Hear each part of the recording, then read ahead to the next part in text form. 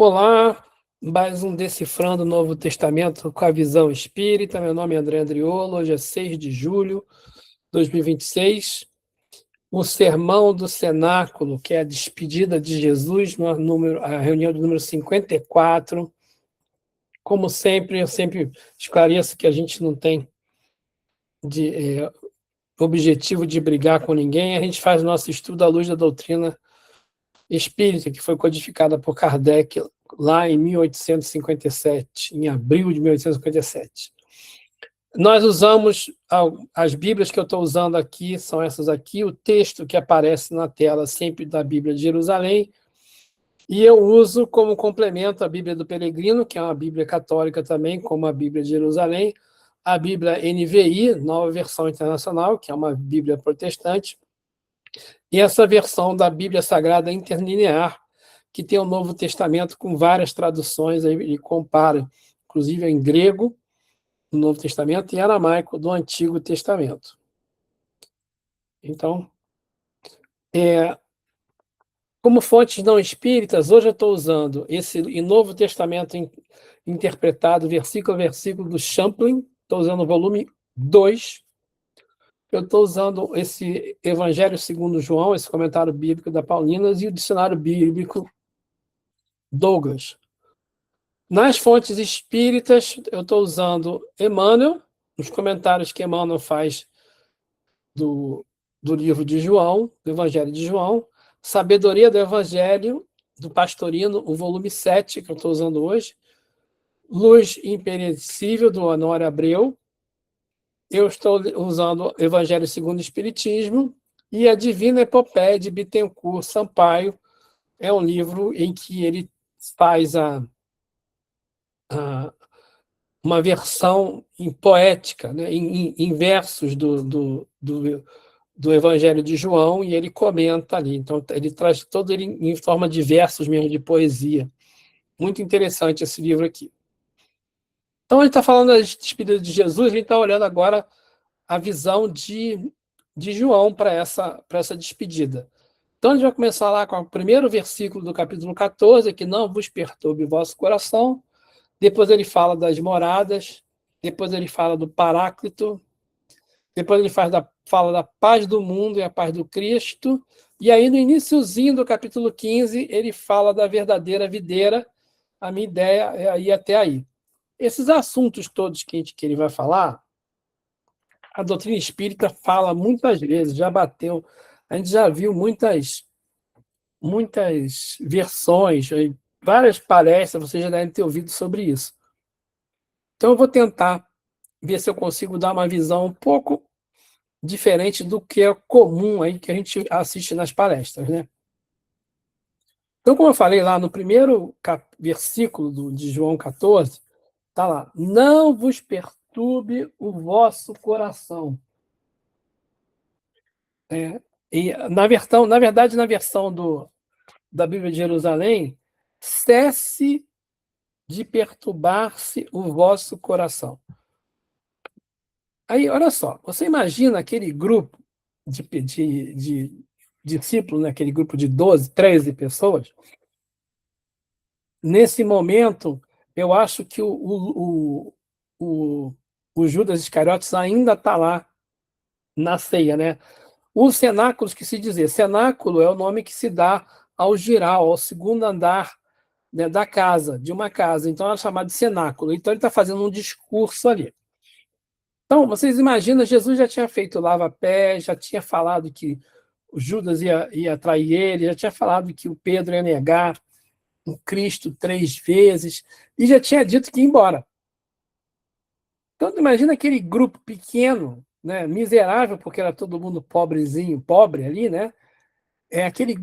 E todo mundo ali admirando o mestre, e eles olhavam para Jesus, que também estava ali, né, numa posição de humildade, já tinha feito lava-pés, já tinha tirado o manto, já tinha cingido a toalha, né, já tinha lavado os pés deles, se colocando como servo, dizia que eles tinham que se colocar como servos, e eles se sentiam o poder do inimigo.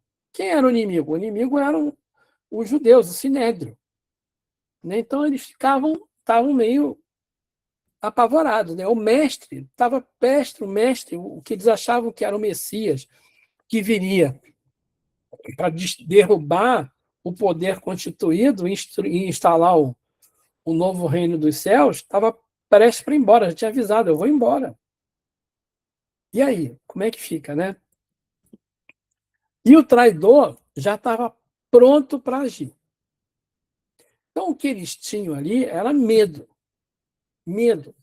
Por isso que Jesus vai e fala: não vos perturbe o vosso coração. Esse texto também, isso também está lá em Deuteronômio. Quando, lá no final, quando no Deuteronômio, quando os judeus estão chegando já na terra prometida e Moisés não vai, o Moisés fala para Josué ir, ele não vai porque ele vai desencarnar ainda no deserto, ele não atravessa o Rio Jordão, ele não vai, ele sobe lá no monte e vê a terra prometida, mas ele não vai, ele morre antes. Ele fala para Josué: ó, não fique com medo, não vos perturbe o vosso coração. Porque ele estava dizendo: olha, você não fique com medo, mas você vai que você vai conseguir.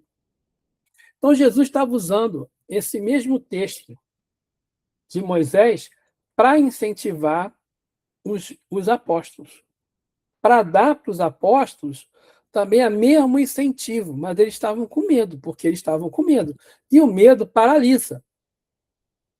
O medo paralisa. Mas, como Moisés falando para Josué naquela época, vai, meu filho, vai, atravessa, eu vou ficar aqui, eu vou morrer aqui, eu não vou com vocês, mas você vai, lidera, atravessa o Jordão. Né? Mas lá no Jordão, depois do Jordão, eles tinham que enfrentar lá um povo, né? Acho que os cananeus, ele tinha que enfrentar os cananeus, de Canaã, né? Os cananeus. E aí ele vai e enfrenta, né? O medo paralisa. E a gente precisa. Por que o medo paralisa, né? Porque o medo é uma defesa. O medo é uma defesa instintiva do ser humano. Ou a gente ataca ou a gente foge, né? Mas o medo faz com que a gente não tenha, a gente fique, quer fugir, você não quer ir para frente, o paralisa no sentido de você não ir para frente. Né? E aí Jesus está falando: não vos perturbe o vosso coração, vamos para frente, vamos para a terra prometida, porque na casa do meu pai tem muitas moradas. Se não fosse assim, eu vos teria dito: pois vou preparar-vos um lugar, e quando eu me for e vos tiver preparado o lugar, virei novamente e vos levarei comigo, a fim de que, onde eu estiver, vós estejais também. E para onde eu vou, conheceis o caminho. Né? Então, imagina a situação. Né? É igualzinho Moisés falando para o povo judeu: vai, lá na terra prometida tem lugar. A terra tem várias moradas, tem vários lugares onde vocês podem se estabelecer na terra prometida. Eu fiquei com vocês aqui 3 anos, Jesus não falou isso, né? Mas ele ficou 3 anos com vocês e explicou tudo. Né? Então, e aí, ele estava preparando, incentivando os discípulos para seguir em frente depois que ele fosse embora. Interessante é que, na época, né, os judeus eles acreditavam isso está lá no Champlin, tá? Esse que eu vou colocar aqui. Os judeus falavam em Champlin, os judeus falavam em 7 céus, que cada um dos céus indicaria uma região distinta, bem como os graus diversos de glória e recompensa. E lá no Novo Testamento, na segunda carta aos Coríntios, versículo 12, capítulo 12, versículo 2, o Paulo fala do terceiro céu. Né? E Paulo fala em outros lugares também sobre os céus, né? Sobre os céus, porque essa ideia de que existiam vários locais, né? Várias hierarquias de céu, depois que você fosse para o céu. Né? Aí, olha só, Paulo fala isso lá no Coríntios, que é esse texto do Coríntios, capítulo 12, versículo 2. Conheço um homem em Cristo que há 14 anos foi arrebatado ao terceiro céu. Se em seu corpo, não sei. Se fora do corpo, não sei. Deus o sabe. Né? Isso aí é Paulo falando de alguém que se desdobrou, né? Foi ao terceiro céu. Se em seu corpo, eu não sei. Se fora do corpo, eu não sei. Então, que foi num lugar muito bom, o terceiro céu. Né? Então, Paulo falava muito mais abertamente que Jesus na vida espiritual. Né? Isso para mim é muito claro. Ele está falando assim: ó, eu conheço um cara que em desdobramento foi lá em outro mundo, foi visitar nosso lar. Né? Por exemplo, igual o John Lennon. John Lennon, quando escreveu a música Imagine, eu tenho certeza disso. Ele desdobrou e foi para nosso lar lá de Nova York, não sei no país que ele estava na Inglaterra, né? New Home, que ele estava lá. Ele falou: fui para um lugar que não tem guerra, não tem palavra, não tem política, não tem em línguas, todo mundo se gosta. O que é isso? Ele foi para o nosso lar, né? Um lugar que não tem religião. Onde é que é isso? É no plano espiritual. Foi para lá que ele foi. Então, Jesus, quando fala assim, há muita, a casa de meu pai há muitas moradas na casa de meu pai. Ali, a gente pode ver dois significados, né? Essa imagem aqui, que foi gerada até pela IA, ela é bastante interessante porque eu gostei, porque ela mostra aqui como se fosse um, um zodíaco, né? Com os planetas físicos, né? E ou as estrelas com seus planetas girando em volta, os planetas com seus satélites aqui em volta, né? E a Terra aqui, e em volta da Terra, dois planos se interconectando. Aqui está até a Lua, mas você vê os planos se interconectando, né? Como se fosse os planos espirituais, o mundo espiritual, né? Então, existem dois significados na doutrina espírita e Kardec fala desses dois significados, né? Dos mundos físicos, a pluralidade dos mundos habitados são estações apropriadas para o adiantamento das almas encarnadas, quer dizer, mundo físico. Existem outros planetas onde existem humanidades encarnadas, no mundo físico. E existem mundos espirituais. A erraticidade, por exemplo, onde ficam os espíritos errantes. O que significa espírito errante? Não é espírito que erra. Os espíritos errantes são os espíritos que estão vagando no mundo espiritual, vamos falar assim, livres no mundo espiritual. Isso vem do francês, da palavra francesa errant. Né? Se você for lá no original de Kardec em francês, ele fala dos espíritos errants, que são os espíritos que estão soltos, livres do mundo espiritual. Então, a erraticidade é isso. As moradas invisíveis e os estados de transição extrafísica. Então, a gente tem várias dimensões. O nosso lar está lá no umbral, né? Mas dentro do umbral tem um lugar que é uma cidade espiritual. Existem colônias espirituais. A gente sabe que tem, né, colônias mais avançadas, né, de nosso lar. Eu nunca lembro de que livro que é, não sei se é do Missionários da Luz ou do Obreiros da Vida Eterna, eu não lembro qual que é, ou do Mensageiros, acho que é do Missionários da Luz, que eles vão ter uma reunião em que vem uma pessoa de um plano superior. E aí, o que eles fazem? Vai ter um congresso, né? Então vai vir uma pessoa de um plano superior. E aí ficam espíritos, né? Que são, entre aspas, médiuns, vamos falar assim, lá no plano espiritual, que preparam ali um cilindro, né? Materializam, fazem um cilindro que protege aquele espírito que vai descer de um plano superior para chegar ali para falar para os outros, porque ele já tinha um perispírito, um corpo espiritual mais leve ainda do que os daquelas pessoas que estão em nosso lar. Então, esse espírito superior, para aparecer, para aqueles espíritos que estavam ali no nosso lar, ele precisava de captar energias, né? Era uma materialização no plano espiritual. É como se fosse uma materialização. Então, existem várias casas na casa do meu pai. A gente estuda lá em Allan Kardec, lá no Evangelho segundo o Espiritismo, né, que existem vários tipos de mundos habitados. Então, tem os mundos primitivos, destinados às primeiras encarnações da alma humana.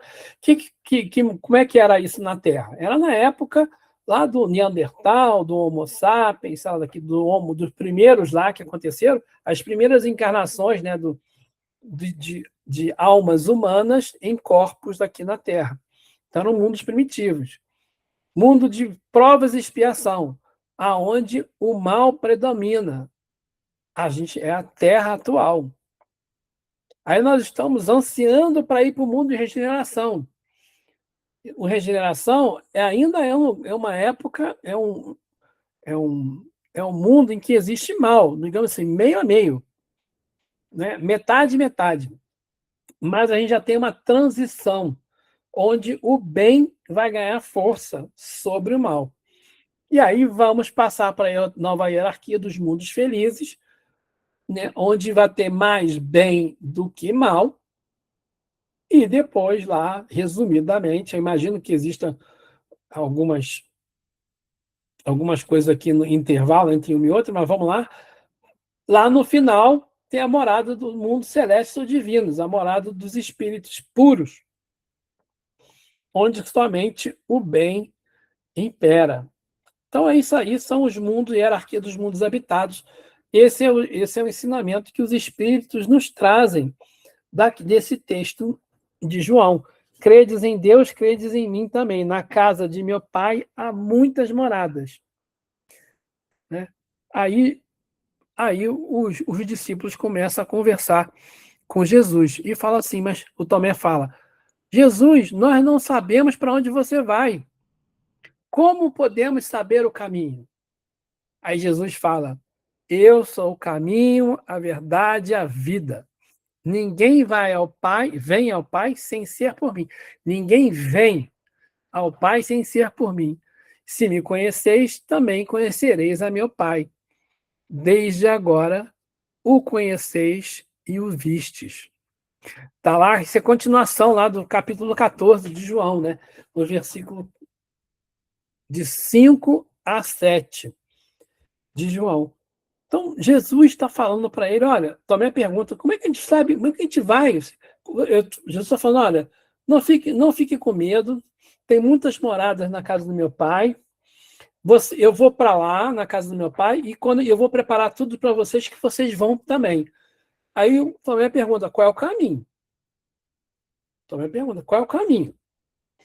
Né? E Jesus fala, como é que eu sou o caminho, a verdade e a vida. Ninguém vem ao Pai a não ser por mim. Se você me conhece, você entende o meu ensinamento, entende o meu amor, né? O amor incondicional. Se você entende tudo que eu vim fazer aqui, você conhece também a Deus. Se você já conhece, já viu a Deus. Então, a bússola para a perfeição, vamos falar assim, a verdade, a vida, o caminho. Qual é o caminho? Jesus como nosso protetor, governador espiritual, nosso modelo e guia. Né? Modelo infalível, modelo que, né, Jesus não falhou, Jesus não titubeou. Às vezes estava até discutindo isso no ESD, né, com as meninas. Eu gosto quando Jesus se revolta e dá um chilique lá no mercado. Eu falei, vocês conseguem imaginar um espírito puro dando chilique? Será que é isso que aconteceu ali? Dá para imaginar Jesus tendo um chilique? Olha, pelo amor de Deus, é colocar, né, a figura de Jesus muito, muito terrena. Não foi isso que aconteceu. Né? Então, Jesus era o nosso modelo infalível. Ele não veio aqui e as pessoas para mostrar a gente quem tem que dar xerique. Não é isso. Ele veio mostrar para a gente quem tem que ser firme. Em situações onde as coisas estão erradas, a gente tem que ser firme.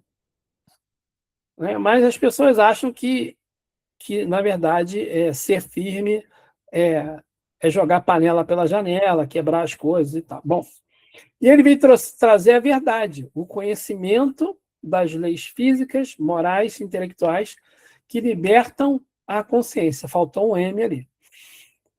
Então, essas leis, né, que Jesus trouxe para a gente, que o Espiritismo vem trazer também, né, com mais clareza para a gente, quando a gente entende essas leis morais, essas leis intelectuais, fica mais fácil para a gente libertar a nossa consciência.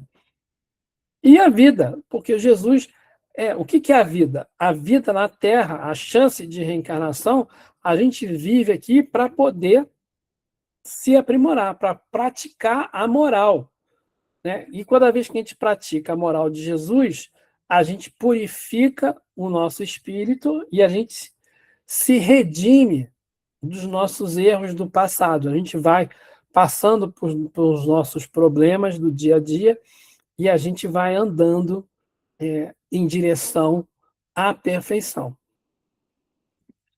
Então, o que Jesus mostra para a gente, né, é que a gente precisa sempre seguir o caminho dele, né? E é interessante que ele foi revelando as verdades, mais na frente, no capítulo 16, ele vai falar, quando ele fala dos discípulos, os discípulos e o mundo, lá no capítulo 16, versículo 18 em diante, vai ser semana que vem. Ele fala da necessidade do conhecimento, a necessidade da gente, a revelação progressiva, né? Ele fala que o Espírito da Verdade viria mais tarde para ensinar todas as coisas. Então, o Cristo disse tudo para a gente. Ele vem relembrar que o seu ensino foi esquecido ou mal compreendido. Isso está lá em João, capítulo 16, versículo 18, em diante, que ele fala isso. Se o Espírito da Verdade tem que vir depois para ensinar todas as coisas. Então, por que Jesus é o caminho? Porque a gente precisa entender o que ele está falando. E se a gente não entendeu nesses 2000 anos, ele ia mandar o Consolador, né? Se me amais, observareis os meus mandamentos, e rogarei a meu Pai, e ele vos dará outro Paráclito, outro Consolador, para que convosco permaneça para sempre. O Espírito da Verdade, que o mundo não conhece que o mundo não pode acolher, porque não vê nem o conhece. Vós o conheceis, porque permanece convosco. Mas o Paráclito, o Espírito Santo, que o Pai enviará em meu nome, vos ensinará tudo e vos recordará tudo o que eu vos disse. O que é o Paráclito, né? O que é? É o Consolador prometido. O que é o Consolador prometido? É o Espiritismo. Né? São as obras de Kardec, são as obras de Leon Denis, são todas as obras complementares, as obras de Chico, de Divaldo. É o Espiritismo, é a doutrina espírita. Né? E ele falou que ia mandar para a gente que o Espírito, que o Paráclito, né, é o Espírito Santo, é o Espírito da Verdade, que vai ensinar para a gente e vai nos ensinar o que ele ensinou e vai recordar tudo que Jesus falou. O Espiritismo não veio trazer nada novo, só veio recordar, reforçar. Então, o Espírito da Verdade tem uma mensagem no livro do Evangelho segundo o Espiritismo, que também está lá no livro dos Médiuns. Né? Ele vem aos filhos de outrora, começa lá falando assim, e lá no final ele fala assim, né? Desculpa, passei para o lugar errado. Espera aí, tudo que vos disse. Ele vai falar assim, Espírita, instruí-vos. Né? É o Consolador prometido. O que é o Consolador prometido? Não é uma pessoa única, nenhum retorno físico do Cristo. Que algumas pessoas ficam esperando o Cristo voltar, né? Também falamos isso lá no EG na terça-feira passada. Mas o Cristo não vai voltar? Não está lá no Apocalipse, que no final dos tempos ele vai voltar? Já é o Consolador prometido. Né? Não é uma única pessoa, nem o retorno físico do Cristo. É uma doutrina espiritualista lista de ideias universais que se consubstancia no Espiritismo e atua sob supervisão direta de Jesus para encaminhar a humanidade à regeneração. E o Espírito da Verdade participa da codificação. Né? É o Espiritismo, é Jesus falando, o Espírito da Verdade.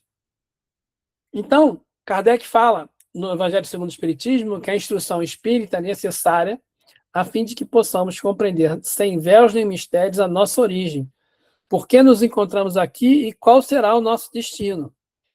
Pelo Espiritismo, aprendemos a melhor utilizar o livre-arbítrio, fazendo escolhas mais acertadas que, cedo ou tarde, repercutirão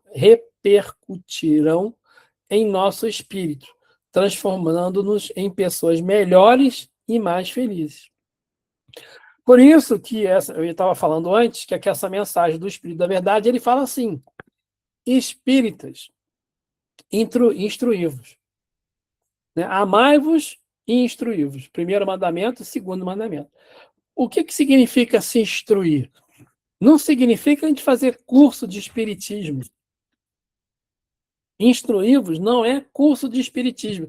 A gente estava vendo, a Ivana mostrou para mim uma pessoa que queria fazer uma prova, né, Ivana? Não é fazer prova. A gente não estuda o espiritismo para fazer prova para ganhar um canudo de formado mestre em espiritismo, doutor em espiritismo. Né? A gente está aqui para conhecer o que o Jesus falou. O espiritismo é apenas a chave. Aí o que Jesus falou, né? Relembrar. O espiritismo, o Consolador prometido, vem resgatar o verdadeiro sentido dos ensinamentos do Cristo, que ficou oculto pelo véu da letra e pelos dogmas, né? Pelos rituais. Né? As pessoas leem aquilo ali ao pé da letra e não entendem o simbolismo e também, obviamente, influenciados pelas igrejas aí que fazem uma interpretação equivocada de muitos ensinamentos do Cristo. Tem gente que vai à guerra, né? E as cruzadas, por exemplo, foi uma interpretação equivocada da mensagem do Cristo. Então vamos fazer guerra, matar a gente para poder pegar Jerusalém de volta. Né? É uma coisa de maluco isso. Ensinar, o Consolador vem ensinar, explicar sem mistérios, de onde viemos, para onde vamos e por que a gente está aqui na Terra. E também veio, né, consolar, trazer a suprema consolação. Por que eu sofro? Na minha opinião, nenhuma religião, nenhuma doutrina explica melhor o porquê da gente sofrer. Por que uns nascem doentes, outros nascem saudáveis? Por que uns nascem num lugar rico, outros nascem num lugar pobre? Por que a gente passa por dificuldades, né? Nem todo mundo passa pelas mesmas dificuldades. Só o Espiritismo explica isso. Né? A lei de causa e efeito, reencarnação e livre-arbítrio. É a única doutrina, na minha pobre opinião, que fala isso. Aí Jesus continua se despedindo. Aí ele fala assim, lá no 27, a paz eu vos deixo, a minha paz eu vos dou. Não vou lá dar como o mundo dá. Então, ele já fala, para seguir o roteiro cósmico, né, de muitas moradas, a gente precisa desenvolver uma postura íntima, moralmente inabalável. A calma, aí está lá no Evangelho segundo o Espiritismo. Não, está lá no Pastorino. A calma do plano inferior não pode não passar de estacionamento evolutivo. Quer dizer, a gente está aqui, isso não é um lugar para a gente estar. Se a gente viver aqui numa situação, igual foi hoje o tema de manhã lá do Pastorino, né? Você tem uma vida boa, eu tenho uma vida boa, não preciso fazer nada, né? Eu tenho uma vida de herdeiro, está ótimo, não fazer nada, não, é isso aí, é estacionamento evolutivo. A gente não pode deixar a nossa vida virar um estacionamento evolutivo. Mas eu estou em paz, Mas a paz que Jesus está falando não é ausência de guerra. Ele fala lá atrás, né, lá no início. Esse discurso que ele está fazendo agora é o último discurso dele, é o último sermão dele. O primeiro sermão foi o Sermão da Montanha. Então, lá no primeiro sermão, ele falou: bem-aventurados os que promovem a paz. E aí, aqui ele está falando: a paz eu vos deixo, eu vos dou a minha paz. A paz. Só que a paz que ele está dando, ele fala: eu não vou dar a paz para vocês como o mundo dá. Porque ele é uma referência dele mesmo, lá do bem-aventurados os que promovem a paz. Paz no mundo não é ausência de guerra. Não é quando eu vivo do jeito que eu bem entender. Eu posso, poxa, eu estou aposentado, eu ganho bem, eu vou passar o resto da minha aposentadoria viajando pelo mundo e tal, ou eu sou herdeiro, ou eu tenho a minha vida aqui, eu vou cuidar do meu canto aqui, eu tenho meu pedacinho de terra, vou ficar aqui. Né? Isso não é paz. E as pessoas acham que não é possível ter paz em meio à dificuldade. Se você está passando por dificuldade, não dá para ter paz. Né? A nossa amiga que está assistindo estava falando que durante a pandemia passou por um momento de dificuldade. É difícil você ter paz quando você está em dificuldade. Né? Mas, e a gente também acha que a paz tem que vir de modo instantâneo. Eu tenho que ter... Precisa vir agora. Para a gente ter paz, precisa vir agora. O mundo está difícil. Para ter paz, eu preciso que ele venha agora. Outra coisa interessante também é que a paz, né, a aprovação dos outros traz paz. E admitir erros e fraquezas não traz paz. Né? Isso aí é a paz do mundo. Mas, Jesus, o que é paz, então? O que significa promover a paz? De acordo com Jesus. Né? Aí o Emmanuel vai falar aqui das características dos pacíficos. Está lá no Ceifa de Luz. Nas relações interpessoais, são aquelas pessoas que respeitam a opinião dos outros. São aquelas pessoas que cooperam com o trabalho dos outros. São as pessoas que têm empatia pelo problema dos outros. E são aquelas pessoas que não fazem piadinha sem graça. Referências impróprias é piadinha sem graça. Eu sei que muita gente fala assim, hoje em dia está muito difícil, tem muito mimimi, mas uma coisa é certa. Né? Quando você fala alguma coisa que ofende alguém, né, isso não foi uma coisa legal. Concorda comigo? Fazer uma piada que ofende alguém não é uma coisa legal. Que é isso que o Emmanuel está falando. Calar referências impróprias. Então a gente tem que tomar cuidado com as coisas que a gente fala. Né?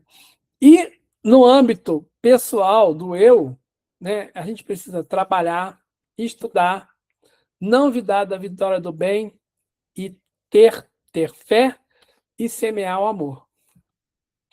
Então, se a gente tiver respeito à opinião dos outros, trabalhar, estudar, cooperar com os outros, né, ter empatia, ter fé, não duvidar da vitória do bem, não fazer piadinha imprópria e, ao invés disso, semear o amor, a gente está sendo pacífico. Pacífico. Então, quando Jesus está falando dessa, vos dou a minha paz, ele está falando disso aí. Ó. O que Jesus fazia? Ele não fazia isso? Ele não respeitava a opinião dos outros? Ele não cooperava com todo mundo? Ele não sentia, quando alguém chegava doente perto dele, não importava se era samaritano, se era judeu, se era uma prostituta, se era uma adúltera, se era um ladrão, né? Se era um obsidiado, se era um manco, se era um leproso. Ele tinha empatia. Jesus tinha empatia. E ele trabalhava, né? E estudava, porque Jesus sabia todo aquele texto de Moisés, ele sabia, e ensinava os outros a estudar. E ele não duvidou da vitória do bem em nenhum momento, até o fim, até quando ele estava na cruz, ele não duvidou da vitória do bem, ele tinha fé no Pai. Mas é espírito puro, mas para chegar lá, minha filha, ele teve que fazer tudo isso. E Jesus, acima de tudo, semeava o amor. Né? Jesus semeava um amor. Lá no final, né, no último versículo do capítulo 14, Jesus fala assim: mas é preciso que o mundo saiba que amo o Pai e faço como o Pai me ordenou. Aí ele fala a última frase: levantai-vos, saiamos daqui. Né? O que ele fez nesse capítulo 14? Ele mostrou um caminho, né? O caminho é esse: eu sou o caminho, a verdade e a vida. Das moradas, né? Falou da paz, ele mostrou, ó, tem um caminho aqui. Né? Então, o convite final de Jesus, antes dele ir para o Getsemane, que é o próximo assunto da semana que vem, né? Quando ele faz o discurso lá no Jardim das Oliveiras, não é para levantar dali para ir dormir. Ele tava indo já para enfrentar a glória do sacrifício supremo, porque nesse momento Judas já estava chegando, já estava lá com os soldados. Com os soldados, ele ia lá, com os soldados judeus, né? Que ele já estava indo para entregar Jesus, para dar o beijo nele, né? E mostrar quem era Jesus. Então Jesus sai dali e vai para o Getsemane. É uma convocação de Jesus para a gente sair da inércia, do medo, que ele começa lá, né? Não vos perturbe o vosso coração. Tem muitas moradas na casa do meu Pai. Eu sou o caminho, a verdade e a vida. E eu vos deixo a paz. Eu vos dou a minha paz. E vocês sabem tudo porque eu já ensinei para vocês. Ele mostrou lá o caminho, né? Eu gostei dessa imagem que eu botei lá o logotipo do EAK bem lá no final do caminho, né? Falando propaganda para o pessoal ir lá no centro. Aí, vamos lá. E aí, porque essa marcha da evolução, né, muita gente às vezes ainda aguarda sentado. O mundo tem que melhorar. O mundo tem que melhorar. Não adianta, a gente tem que correr atrás. Então, assim, armados com a bússola do Evangelho, o caminho, e consolados pelo Espiritismo, que é o nosso guia, é o nosso dever levantar de nosso ninho de imperfeições, assumir nossas cruzes diárias e marchar em direção às moradas celestes. Então, o nosso destino é a luz. O mapa foi entregue e o guia caminha conosco. Levantai-vos. Semana que vem, então, a gente vai começar da verdadeira videira, capítulo 15, e vamos continuar lá até o capítulo 17 de João.